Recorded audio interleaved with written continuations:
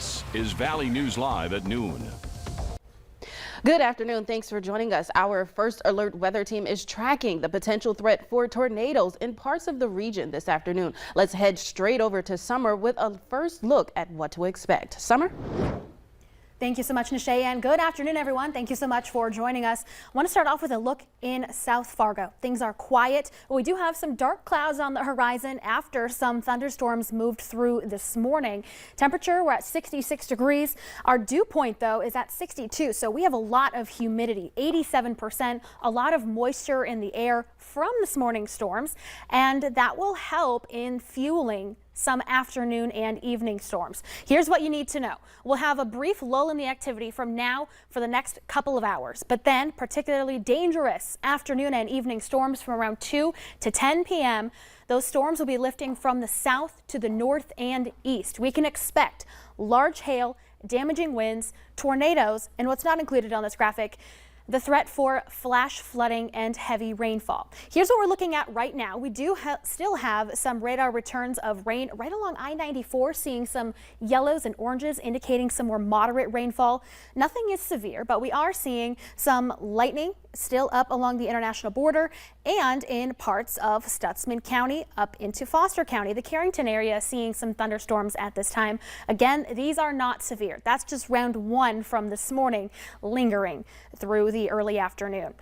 We'll continue to see those cloudy skies, but any breaks in the sunshine in the cloud cover to see sunshine is not something that we want to see today, because that will heat the ground, making the atmosphere above more unstable. And instability is something we don't need more of for what's already going to be in place today.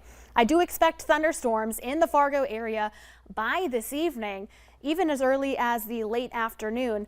Strong to severe storms. And in the Grand Forks area, it'll take just a little bit longer for some of those storms to lift to the north, but I do expect some difficult and possibly dangerous weather in some areas. Here's the latest outlook from the Storm Prediction Center. From this morning, it has shifted a little bit to the south and east. That's good news. Don't say it isn't. People are saying they're upset that Fargo is no longer in this level 4 risk. That is a good thing. I'll time out the hazards that we're expecting in your hour-by-hour forecast in just a few minutes. Nishay. All right, thank you so much, Summer. Don't forget to keep your VNL weather app handy for forecasts right at your fingertips. If you don't have it, you can download it for free. Just search VNL weather app in your app store today. President Biden is now back at the White House after he and the First Lady visited the heartbroken community of Uvalde, Texas. The two laid flowers at the memorial outside Robb Elementary School and met privately with the families of the victims. President Biden says he will continue to push for gun control legislation. Meanwhile, residents of Uvalde continue to grieve, and the victims' families are demanding answers. They want to know why law enforcement officers, including a federal tactical team, waited outside the classroom for more than 40 minutes as children inside repeatedly called 911. Families were fighting to get in. Wow.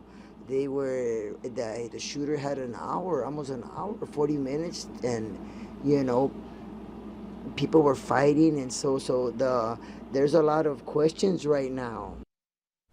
The Department of Justice says it will conduct a review of the police response in Uvalde. It's not a criminal investigation, and the DOJ is expected to release their findings to the public.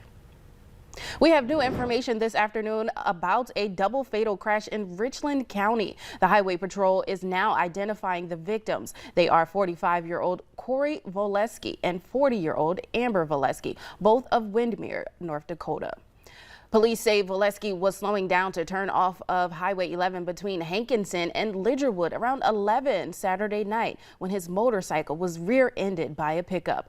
The Highway Patrol says the pickup driver, a 41-year-old South Dakota man, took off on foot. He was later arrested a few hours later. The pickup driver is in jail for leaving the scene of a fatality crash, but other charges are also possible. There are dozens of Memorial Day events up and down the valley, including several right here in the FM metro area. The Fargo National Cemetery is holding a Memorial Day event at 3 p.m. today. Silver Star Medal and Bronze Star Medal recipient Army Captain Ched Malmberg will give the keynote address. This will be the first time this event will be in person since the opening of the Fargo National Cemetery. Fleet Farm is also teaming up with Taps for Veterans to honor fallen soldiers today by hosting the 3rd annual Taps Across America. Buglers will sound taps at 3 p.m. at the Fargo store. They're lighting it up at the new Spirit of the Sandbagger Archway in downtown Fargo. An illumination ceremony starts at 9:30 tomorrow night at the art installation located at 2nd Street and 1st Avenue North. The two-sided structure now includes a state-of-the-art lighting system and we'll see it for the first time tomorrow. The Spirit of the Sandbagger was built by the Fargo Lions Club and honors the thousands of people over the years who worked to keep major floods from swamping the FM area. Now that cookout season is here, health experts are reminding us that this weather creates the perfect environment for foodborne illnesses. We've got that story coming up. But next, we're tracking weather to plan your first alert weather day.